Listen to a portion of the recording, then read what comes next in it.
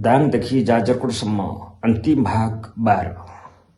सरुवाको अन्तिम पत्र हातमा परेपछि अर्जुन र सरिताका लागि समय अचानक रोकिए जस्तो भयो।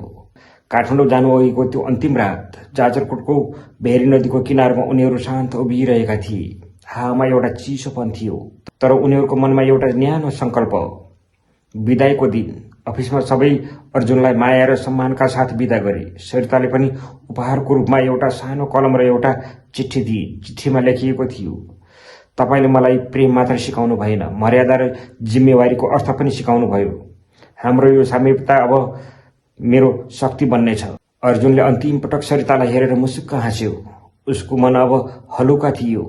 उसले एउटा सुन्दर सम्बन्धलाई अपराध बोधबाट जोगाएर प्रेरणामा बदल्न सफल भएको थियो। फेरि सरिताले अर्जुनको हात कसिएर समात्दै भनिन्, सहर फेरिँदैमा मान्छेको मन फेरिँदैन भन्छन्, तर मलाई डर लाग्छ। काठमाडौँको व्यस्तताले कतै जाजरकोटको यो शान्त प्रेमलाई बिर्साइदिने त होइन? अर्जुनले सरिताको अनुहार हेर्दै निकै दृढताका साथ भन्यो, सरिता, भूगोलले हाम्रो दूरी बढाउला, तर भावनाले होइन। यो सरुवा मेरो जागिरको एउटा प्रक्रिया मात्र हो, हाम्रो सम्बन्धको अन्त्य होइन। म बाचा गर्छु, तिमी मेरो हरेक दिनको पहिलो सोच र अन्तिम प्रार्थनामा हुनेछौ। हामी टाढा भएर पनि एक अर्काको नजिक हुनेछौँ।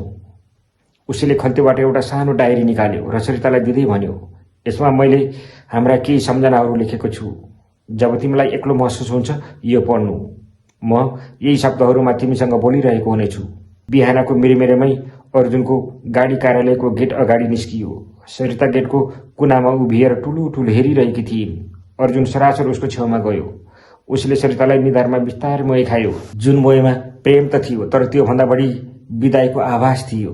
म सधैँ तिम्रो साथमा हुनेछु सरिता, तर तिमीले सोचेको जस्तो रूपमा होइन। हामी यो सामीप्यतालाई एउटा मिठो सम्झना बनाएर राख्नेछौँ। अर्जुनले सिसाबाट हात हल्लायो। त्यो हात हल्लाउनुमा अलविदा थिएन, बरु छिटै भेटौँला भन्ने आशा लुकेको थियो। काठमाडौँ फर्किएपछि अर्जुनले आफ्नो परिवार र व्यावसायिक जीवनमा आफूलाई पूर्ण रूपमा समर्पित गर्यो। उसले सरितालाई समय समयमा फोन गर्थ्यो, तर अब ती कुराकानीमा पीडा होइन, एक अर्काको सफलताको खुसी हुन्थ्यो। जाजरकोटका ती भित्ताहरू र कफीका वाफ अब केवल एउटा मिठो नेस्टाल्जिया बनेका थिए, जसले अर्जुनलाई सधैँ इमान्दार रहन ऊर्जा दिइरहन्थ्यो। काठमाडौँ पुगेपछि अर्जुनको दिनचर्या फेरियो, तर उसको मुटुको धड्कन फेरिएन। अफिसको तनाव र सहरको कोलाहलका बीच पनि ऊ हरेक साँझ सरितालाई फोन गर्थ्यो। उनीहरू घण्टौँसम्म कुरा गर्थे, भिडियो कलमा सँगै कफी पिउँथे, प्रोजेक्टका कुरा गर्थे र आफ्नो दिनभरिको अनुभव साटासाट गर्थे। समय बित्दै गयो। उनीहरूले महसुस गरे कि शारीरिक रूपमा सँगै हुनुभन्दा टाढा भएपछि उनीहरूको कुरामा अझ बढी गहिराई र सम्मान थपिएको थियो।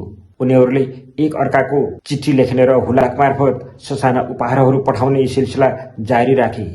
अर्जुनले काठमाडौँमा आफ्नो जग बलियो बनाउँदै थियो भने सरिताले जाजरकोटको प्रोजेक्टलाई नयाँ उचाइमा पुर्याउँदै थिइन्। एक दिन फोनमा अर्जुनले भन्यो, सरिता, मान्छेहरू भन्छन् out of sight out of mind.